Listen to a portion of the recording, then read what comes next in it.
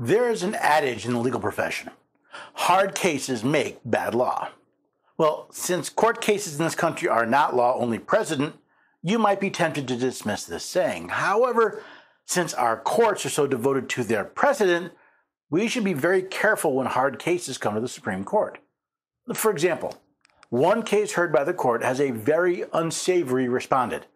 The question is, will Mr. Zackey Rahimi's past be used to infringe on the rights of the rest of the American people? We'll discuss that next on the Constitution Study. Love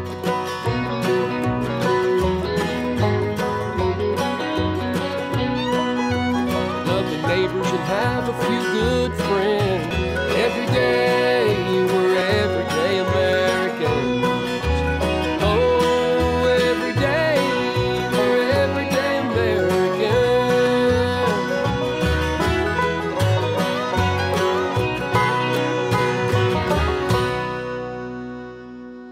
Hello there, everyday Americans. Paul Engel here with the Constitution Study, where we read and study the Constitution, teach a rising generation to be free. There's a lot going on right now, but I want to take some time with this Rahimi case because there's been a lot of talk, especially in the Second Amendment community, and I wanted to get into the case and I wanted to understand it a bit better, so I decided to bring it to you. Now, of course, there's more information on the website, constitutionstudy.com. I'll talk more about that at the end of the episode, but for now, let's take a look at this Rahimi case. For months, I've been hearing the Second Amendment community talk about the case United States versus Rahimi. The question at hand in this case is whether 18 U.S.C. 922 G8, which prohibits the possession of firearms by persons subject to a domestic violence restraining order, violates the Second Amendment on its face.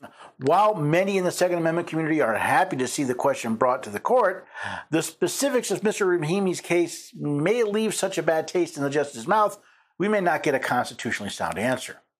Now that the court has heard oral arguments, I thought it was time to discuss this case.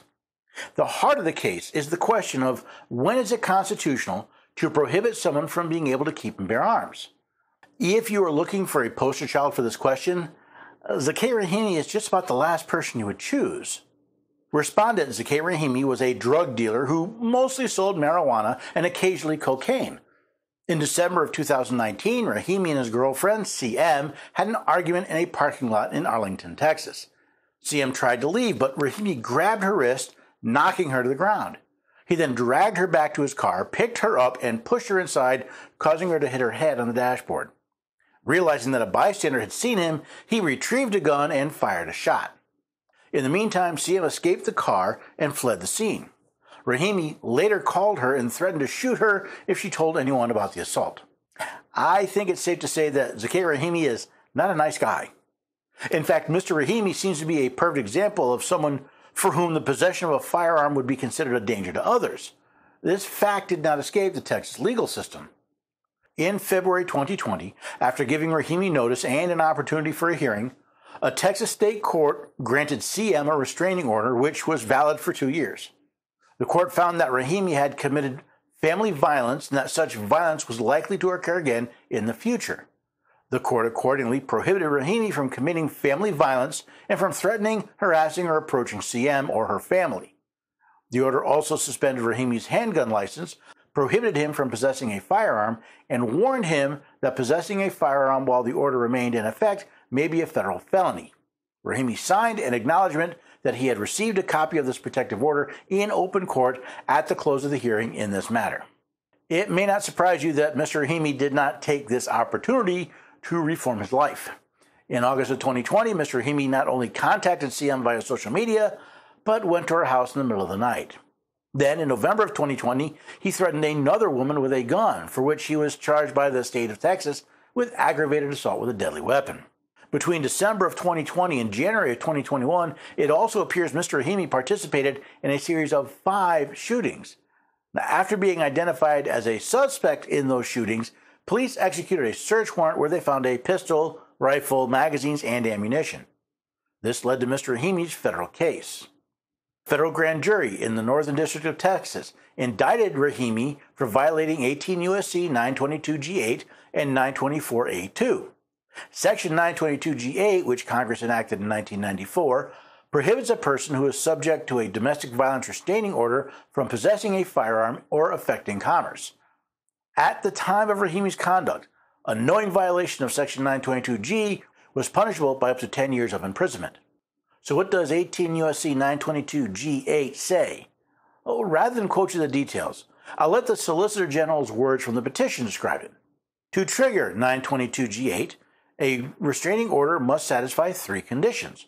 First, a court must have issued the order after giving the person subject to it notice and an opportunity to be heard.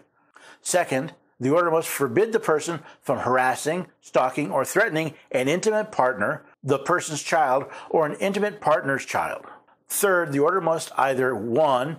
Include a finding that the person possesses a credible threat to the physical safety of the intimate partner or child, or 2. Explicitly prohibit the use, attempted use, or threatened use of physical force against the intimate partner or child. I read Section 922G8, and the Solicitor General accurately describes the trigger portion of the law. I thought it would be easier to read than the text of the law, which you can find at a link included. Did the restraining order against Mr. Rahimi meet those requirements? Well, according to the petition for certiorari, the restraining order in this case satisfied each of those requirements. Rahimi received notice and an opportunity to be heard. CM was Rahimi's intimate partner because they had a child together. And the order both contained a finding that Rahimi posed a credible threat to CM's physical safety and prohibited the threatened use of physical force against CM. At this point in the narrative, there's a restraining order against Mr. Rahimi. Because it involves domestic violence, he is prohibited from possessing firearms, or at least that's what the United States is claiming. So how do we get to this case? Rahimi moved to dismiss the indictment, arguing that Section 922G8 violates the Second Amendment on its face. The district court denied the motion, but the Fifth Circuit affirmed at first. After the Supreme Court's New York State Rifle and Pistol Association v. Bruin, the Fifth Circuit withdrew its opinion. After receiving a supplemental briefing on Bruin, the Fifth Circuit again reversed the lower court's decision, holding that 922G8 violates the Second Amendment. This is the state of the case when oral arguments were heard by the Supreme Court on November 7, 2023. As you would expect, the two parties in the case, the United States and Mr. Rahimi, see things very differently. Solicitor General Elizabeth Prelagar argued on behalf of the United States. Guns and domestic abuse are a deadly combination, and this court has said all too often the only difference between a battered woman and a dead woman is the presence of a gun. Armed abusers also pose grave danger to police officers responding to domestic violence calls and to the public at large, as Zackey Rahimi's own conduct shows. To address that acute threat, Congress and 48 states and territories temporarily disarm individuals subject to domestic violence protective orders. Congress designed Section 922G8 to target the most dangerous domestic abusers. It applies only if, after notice and a hearing, a court makes an express finding that the person poses a credible threat to an intimate partner's physical safety or imposes a specific prohibition on the use of physical force, and the disarmament lasts only as long as the order remains in effect. Guns and domestic abuse are a deadly combination. So are knives, clubs, motor vehicles, though none of them are prohibited for those under a restraining order.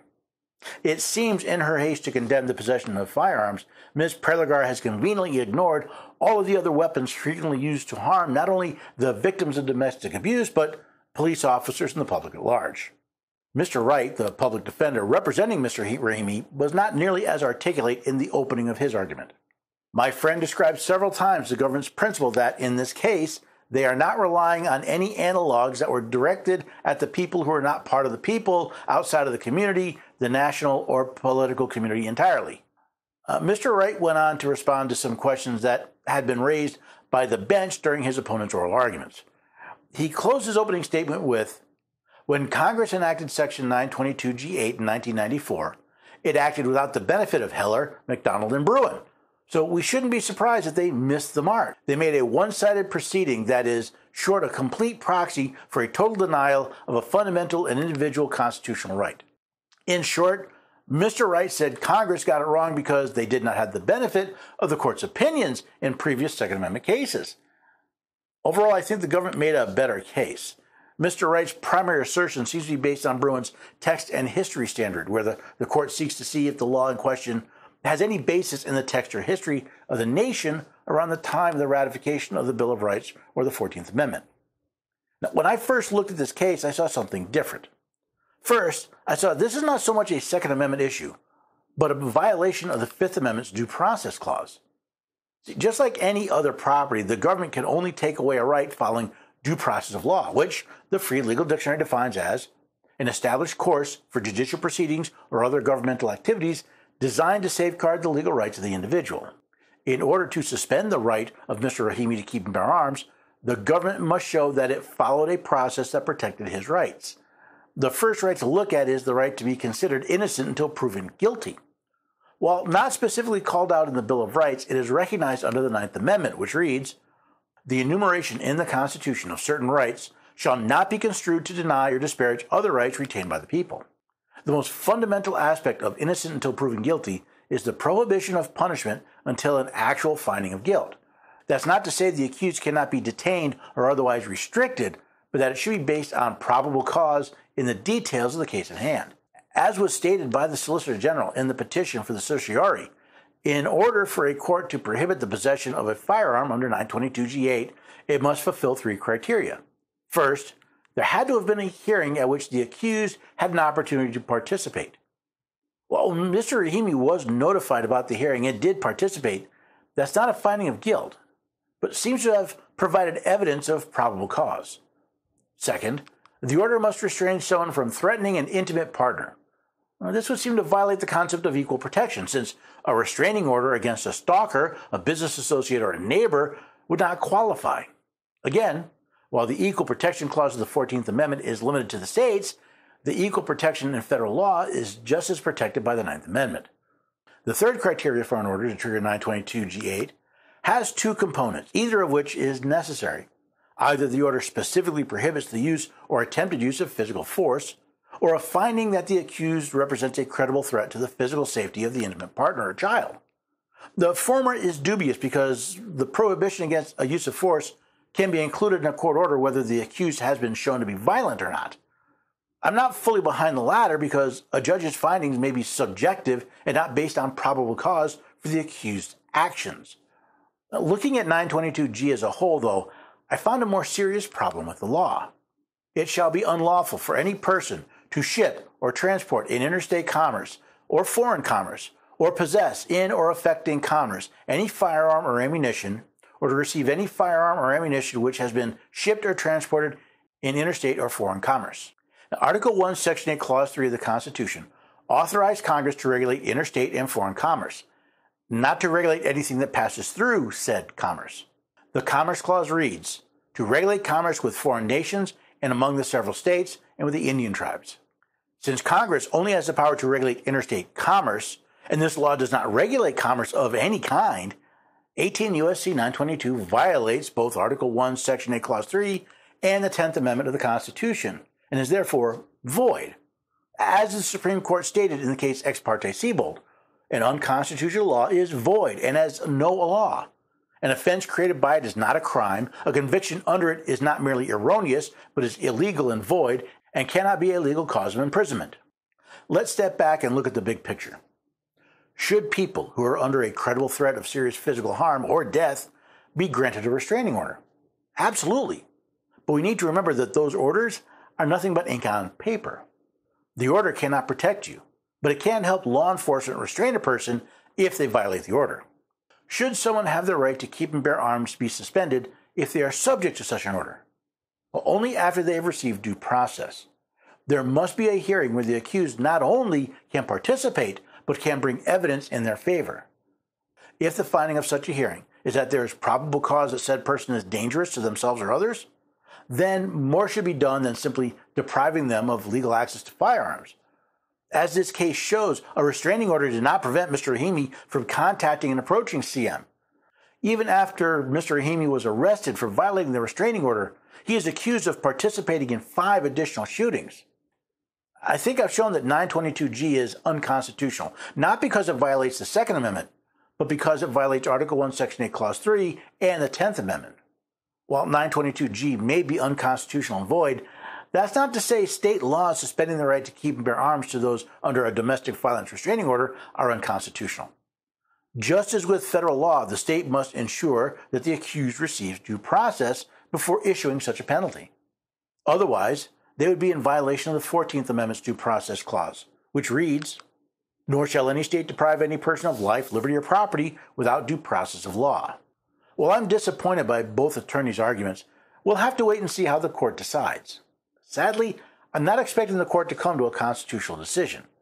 First, there's the issue of neither side bringing up the fundamental flaw in 922G. What the court has not heard is unlikely to consider in its deliberations. Second, Mr. Rahimi appears to be the perfect example of why such a law at the state level may be helpful. While it obviously did not stop Mr. Rahimi from carrying firearms, it would have added an additional charge to his arrest in 2020 when he violated the order. That might have meant that Mr. Rahimi would not have been on the streets in November of 2020 to assault another woman with a firearm, or to participate in the other shootings of which he is accused.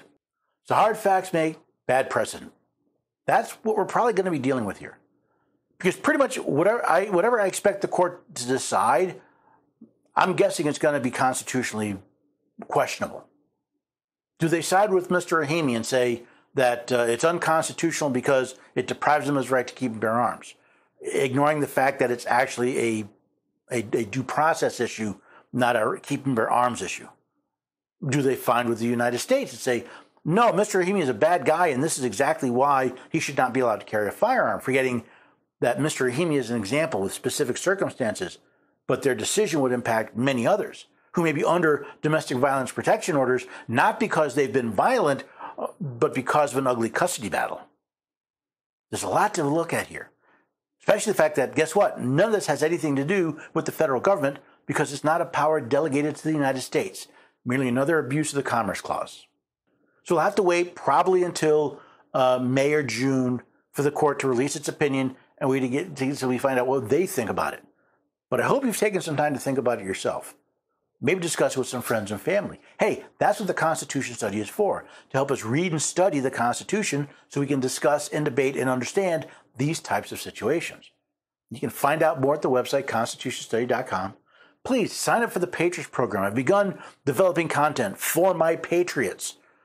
To be there, you have to be a Patriot to read this stuff. So check it out. Go to constitutionstudy.com/patriots. If you're interested, it's invitation only.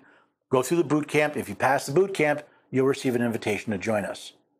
You can participate in the conversation. You can help us drive what education we are working towards. And who knows, maybe you can one day help somebody else in a difficult situation. Most of all, I hope you come back and join the rest of us here next time for the Constitution Study. Love